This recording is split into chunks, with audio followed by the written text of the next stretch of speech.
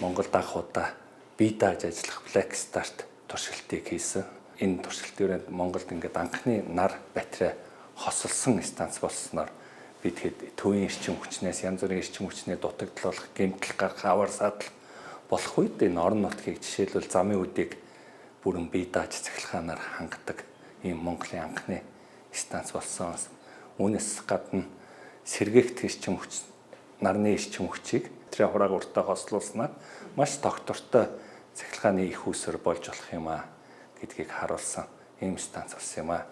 Бид энэ станцыг 100% Монгол инженеруудын хүч хөдөлмөрөөр дотоодын санхүүжилтээр хаан банкны зээлийн санхүүжилтээр хэрэгжүүлсэн. Үүгээрээ маш онцлог давуу талтай гэж бодож байгаа.